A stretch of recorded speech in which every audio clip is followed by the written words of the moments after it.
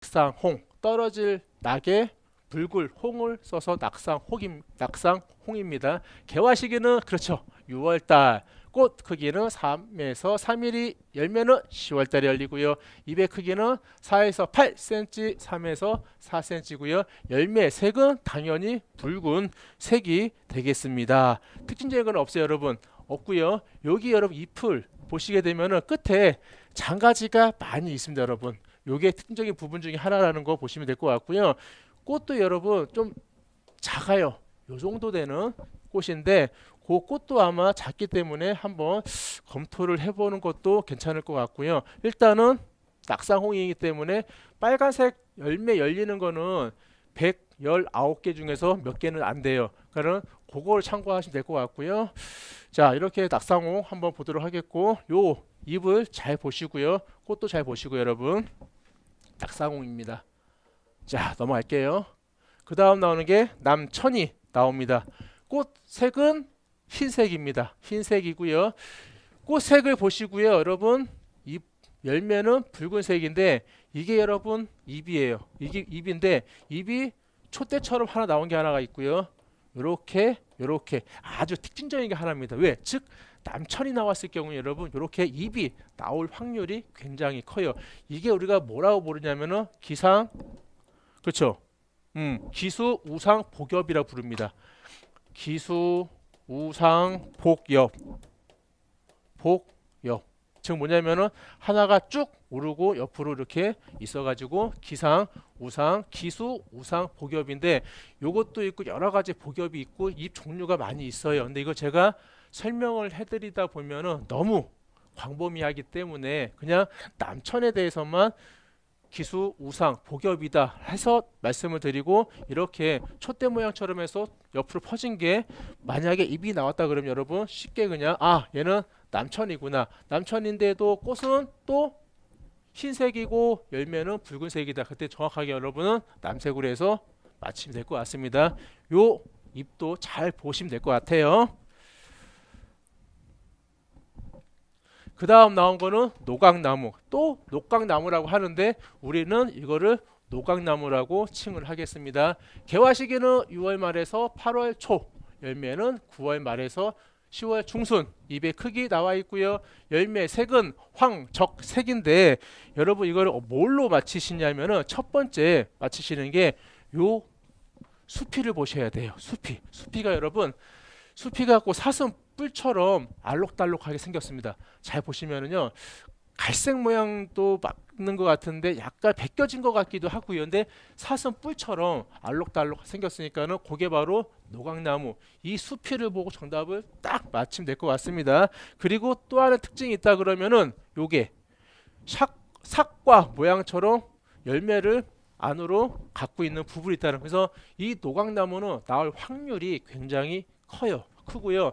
다른 거는 몰라도 이 수피가 아마도 이 문제의 특징이기 때문에 이 수피가 분명히 나올 겁니다. 그래서 무언가가 이렇게 사슴뿔 모양처럼 알록달록 했던 수피가 나오면 여러분 바로 그냥 노각나무로 체크하시면 될 것 같습니다.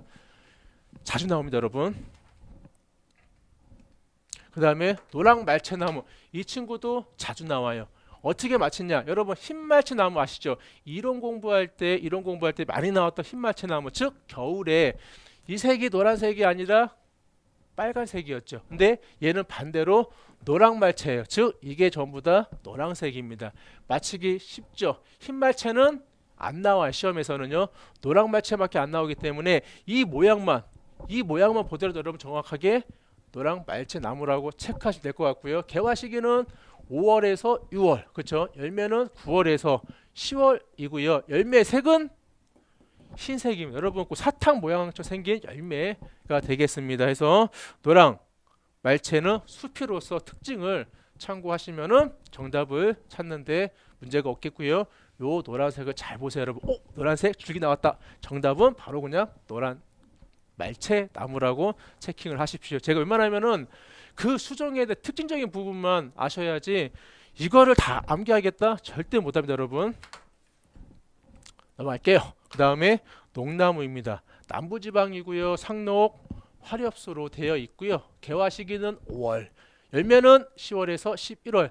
중요한 거는 열매 색도 이 친구는 또 검은색인데 많은 게 하나로 이렇게 포도알 송이처럼 모여 있거나 듬성듬성 있는 게 아니라 두 개, 세 개씩 떨어져 있습니다. 이게 또 농나무의 특징이 되는데 이 농나무의 또 중요한 특징은 뭐냐면은 이 수피가 잘게 쪼개져 있습니다.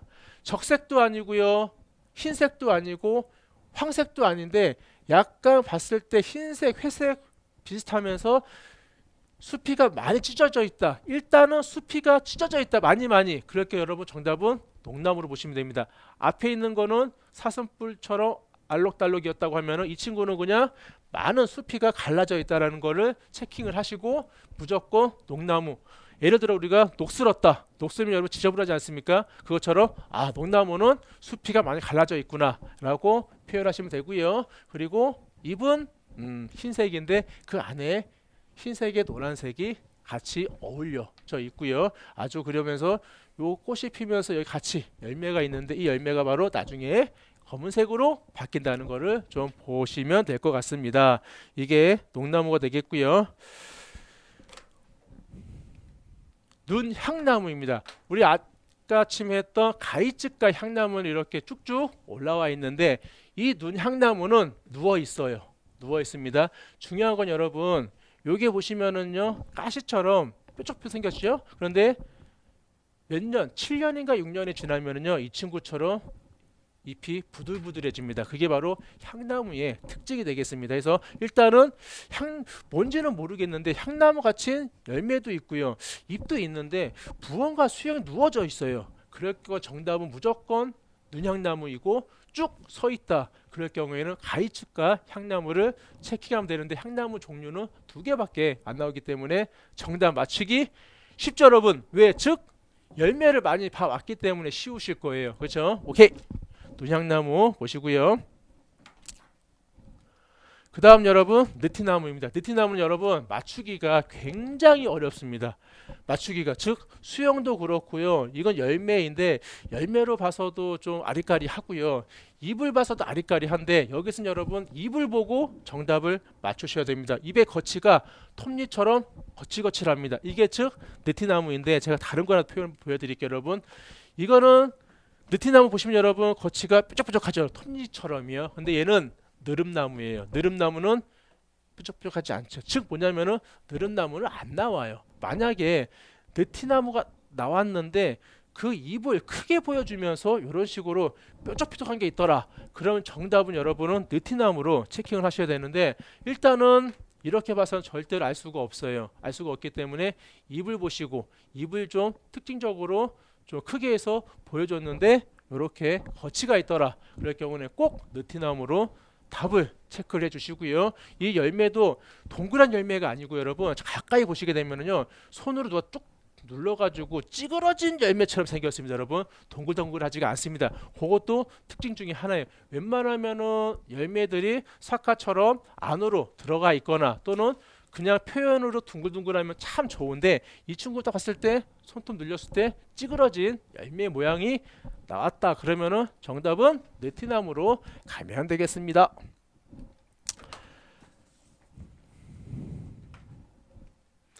이번에 나온 거는 능소화입니다. 여러분 많이 봤을 거예요. 개화시기는 그렇죠.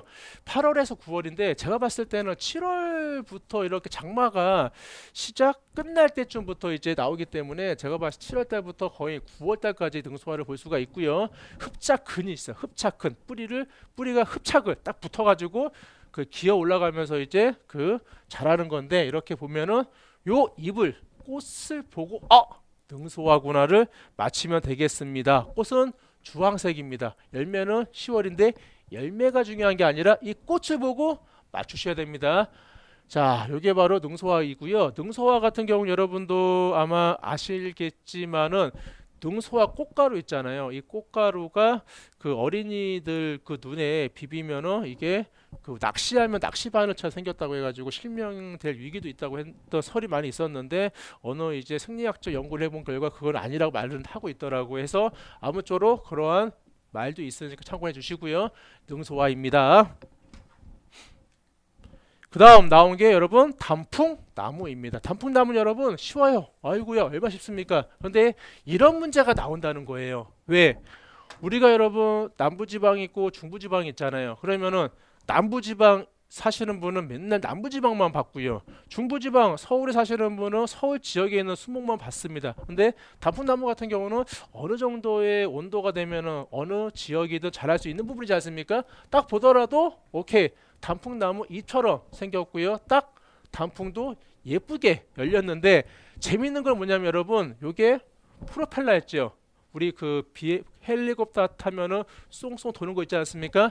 헬리콥터 프로펠처럼 생겼다고 해서 단풍나무라고 부르는데 이 단풍나무의 특징은 바로 여러분 요 프로펠러 즉 요거를 잘 보시면 될 것 같습니다. 프로펠러입니다. 이게 씨예요. 씨 열매 씨가 이렇게 막 돌아가는 건데 아무튼 요거를 정확하게 보시고 우리는 아 단풍나무구나 프로펠러 모양이 나왔구나 맞히면 될 것 같습니다. 자, 그 다음 거 담쟁이 덩쿨 보겠습니다. 담쟁이 덩쿨도 여러분 흡착근으로 되어 있는데 좀 전에 했던 거 있죠 여러분 그 능소하고 같은 개념을 보시면 되는데 얘는 좀 꽃이 없어요. 꽃이 없고 어떻게 보면 여러분 검정색 열매가 열리는데 둥글둥글하지도 않고 열매가 어느 정도 시간이 지나 쭈글쭈글한 거 있지 않습니까? 그런 열매로 되어 있고요. 이 친구는 여러분 벽면을 잘 보셔야 돼요. 벽면 이 벽에 담이 있고요. 담이 있고 꽃이 없고 일단은 잎이 이렇게 생겼다는 거 중간에 거칠거치지 않지만 이렇게 여러 가지 모양으로 이렇게 해가지고 되어 있다는 거 요거를 잘 보시면 얼커니 하고냐 담쟁이 덩쿨을 맞추시면 될 것 같습니다. 해서 이번 시간은 여러분 담쟁이 덩쿨까지 진행하고요. 다음 시간에 다시 시작을 하도록 하겠습니다. 자 수고했습니다.